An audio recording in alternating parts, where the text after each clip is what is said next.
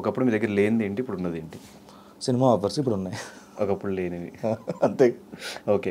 And రీసెంట్గా తెలంగాణలో ఒక 10 days థియేటర్స్ చాలా వరకు క్లోజ్ అయిపోయినాయి. ఇలాంటి సిచ్యువేషన్లో ఇప్పుడు రాజు యాదవ్ రిలీజ్ చేస్తే అది పాజిటివా నెగిటివా, ఎలాంటి సైన్స్ వస్తున్నాయి అనుకుంటున్నారు? సినిమాలు ఉంటే వాళ్ళు ఇచ్చేస్తున్నారు థియేటర్స్. సో మా ఆల్రెడీ ఈరోజు bookings open now. But theatres 10 రోజులు మొత్తం క్లోజ్ అయిపోయిన తర్వాత లేవు కాబట్టి, మూవీస్ లేవు కదా. లేవు. ఒకళ్ళు క్లోజ్ అయిపోయిన తర్వాత 24th ఒకవేళ సినిమా వస్తుందన్నా కూడా థియేటర్స్ క్లోజ్ అయిపోయినాయి కదా, ఏం పోతాం మైండ్ సెట్లో ఉంటారు కదా జనాలు. అవును, కానీ ఇప్పుడు వాళ్ళ ఏరియాల్లో థియేటర్ ముందు నుంచి జర్నీలు జరుగుతాయి, థియేటర్ గురించి ప్రతి అప్డేట్ ఉంటుంది. అక్కడ ఒక పోస్టర్ పడిన అంటే అరే అదే సినిమా వచ్చింది రాజు యాదవ్ అంటే ఏంటి అది పెద్ద అలాగే ఉండదులే. ఆ డేట్ ఎందుకు లాక్ చేశారు? 24th. నేను 17th అనుకున్నాను. 17th అనుకున్నారు, మరి 24th ఎందుకు లాక్ చేశారు? ఇది కొంచెం ప్రొలంగడం వల్ల సరే 24th నుంచి ఓపెన్ చేసేస్తాం అన్నారు. సో హ్యాపీ, వెళ్ళిపోవచ్చు. అండ్ మీ కాంపిటేటివ్ ఏం సినిమాలు ఉన్నాయి ఆ టైంలో? 25th లవ్ మీ ఉంది. Love me if you dare.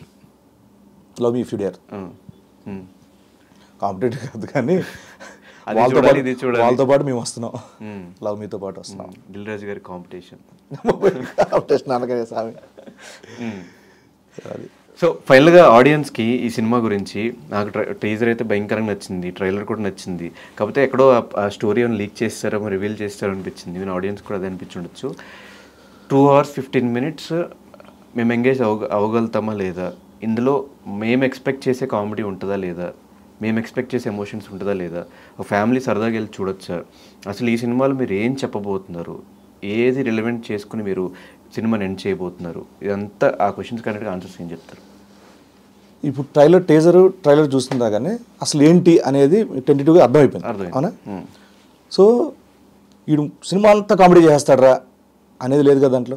లేదు, ఎమోషన్స్. ఓకే, ఫ్రెండ్స్ మధ్యలో ఉండే సీన్స్ ఎలా ఉంటాయి, ఫ్రెండ్స్ అందరూ కలిసి చూస్తే ఎంత బాగుంటుంది అనేది ఫ్రెండ్స్ ఉన్నాయి. లిప్ లాక్ కూడా ఉంది.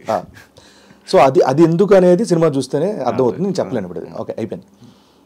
దాని తర్వాత ఫ్యామిలీ, కుటుంబ నేపథ్యం, కుటుంబాల్లో ఉండే సన్నివేశాలు, ఒక తల్లి తండ్రి ఒక కొడుకు మీద ఎలాంటి వాడు ఏమవుతాడు, వాడి భవిష్యత్తు ఏంటి, ఎలా పెంచుతారు పెంపకం అనేది ఉన్నది. And at the same time ఒక కొడుకు వాళ్ళ తల్లిదండ్రుల దగ్గర నుంచి ఏం కోరుకుంటాడు అనేది ఉంది. దాని తర్వాత లవ్ విషయంలో ఎంత జాగ్రత్తగా ఉండాలి యూత్ అనేది ఉంది. సో ఇన్ని ఎలిమెంట్స్ ఉన్నాయి దీంట్లో. సో నాకు తెలిసి ఒక తెలుగు ప్రేక్షకులకి ఇలాంటివి బాగా నచ్చుతాయని నేను అనుకున్నాం మేము. సో అలాంటి సినిమాని తీసాం. Super. So thank you so much bro, thank మా యూ. స్టూడియోకి వచ్చి మాకు విలువైన సమాచారాన్ని సమయాన్ని ఇచ్చినందుకు. అండ్ ఈ సినిమా 24th బిగ్గెస్ట్ హిట్ అవ్వాలి, కెరియర్లో అలా మైల్ స్టోన్లో మిగిలిపోవాలి అట్లా అని చెప్పేసి మేము ఎక్స్పెక్ట్ చేసే క్యారెక్టర్స్ అన్ని పక్కన పెట్టకుండా 200% నాకు ఫస్ట్ క్యారెక్టర్ ఆర్టిస్ట్ కామెడీ అనే ప్రియారిటీ.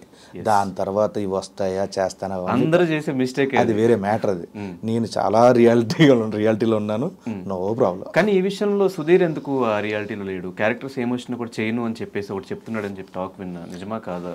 లేదు, చేశారు కదా. తర్వాత మేము బొమ్మరిల్లు భాస్కర్ గారితో సినిమా చేసాం కదా, మోస్ట్ ఎలిజిబుల్ బ్యాచ్. ఒకటే కనిపించింది కంటిన్యూస్గా. అప్పుడు మనోడుకున్న ఫేమ్కి కంటిన్యూస్ సినిమాలు ఆబ్వియస్గా వచ్చే ఉంటాయి, యాక్సెప్ట్ చేయకపోవడం మనోడు చేస్తున్నా తప్ప, లేదంటే లేదు. దాని తర్వాత 3 సినిమాలు చేశాడు, ఆ గ్యాప్లు లేవు. సో దానివల్ల ఒప్పుకోవాలి అంతే.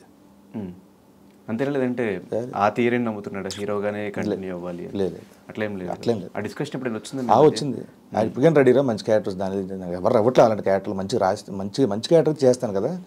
ఒకటి ఉంటుంది, ఇప్పుడు ఏం వస్తే అవి చేయడం కాదు, పిక్కీగా ఉండాలి కదా. ఈ క్యారెక్టర్ నచ్చితే చేస్తాడు, మేబీ నచ్చకపోవచ్చు కాక. లేకపోతే మరి చిన్న క్యారెక్టర్లు ఏమి ఇస్తాం, సుధీర్కి కొంచెం పెద్ద రాద్దాం అలాంటివి అనుకుంటే చేస్తాడు డెఫినెట్గా. సో దాంట్లో అంత ఇంపార్టెన్స్ ఉంది అక్కడ మోస్ట్ ఎలిజిబుల్లో. Okay, super. Thank you so much bro, all the very best. 24th తర్వాత రిలీజ్ అయిన తర్వాత సక్సెస్ మీట్లో సక్సెస్ అయిన తర్వాత మళ్ళీ కలుద్దాం. Thank you so much. ఇప్పుడు దాకా సపోర్ట్ చేసిన ఆడియన్స్ అందరికీ ఫైనల్గా ఒక్క మాటలో చెప్పాలంటే ఏం చెప్తా, థ్యాంక్స్ కాకుండా చెప్పేది? నా ఈ 10 ఏళ్ల జర్నీ బుల్లితెర మీద మీరు ఎంతైతే ఆదరించారో, మీరు నా నుంచి ఎటువంటి అయితే ఎక్స్పెక్ట్ చేస్తారో, అండ్ మా సినిమా నుంచి ఆ రెండింటిని నేను సమన్వయపరుస్తూ మీరు ఎలాంటివి అయితే చూస్తే బాగుంటుందో, ఎలాంటి కథ చూస్తే బాగుంటుందో, నా నుంచి ఎటువంటి నటన ప్రదర్శన చూసి మీరు ఇష్టపడతారో అటువంటి అంశాలన్నీ దీంట్లో ఉన్నాయి. పైగా చాలా రియలిస్టిక్ ఒక రియల్ కథని అటెంప్ట్ చేసాం నిజాయితీగా జెన్యున్గా. సో ఈ May 24th థియేటర్కి వెళ్ళి చూడండి. సినిమా అయిన తర్వాత సీను తప్పు చేయలేదు, మంచి సినిమా మంచి కథ ఎంచుకున్నాడని మీరే అంటారు. మనస్ఫూర్తిగా మీరు రాజు యాదవ్ని బ్లెస్ చేస్తారని మనస్ఫూర్తిగా కోరుకుంటూ వన్స్ అగైన్ తెలుగు ప్రేక్షకులందరికీ నమస్కారం.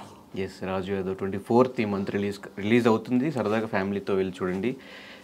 మీరు అనుకుంటున్న, మీరు ఎక్స్పెక్ట్ చేస్తున్న ఎమోషన్స్ అన్నీ ఆ సినిమాలో ఉంటాయని సీన్ గారు ఆల్రెడీ చెప్పారు కాబట్టి చూసేయండి. మీకు నచ్చితే 10 మందికి సినిమా గురించి చెప్పండి. మరో గెస్ట్తో మళ్ళీ కలుసుకుంటా. Until then this is Dhanush Ranam signing of.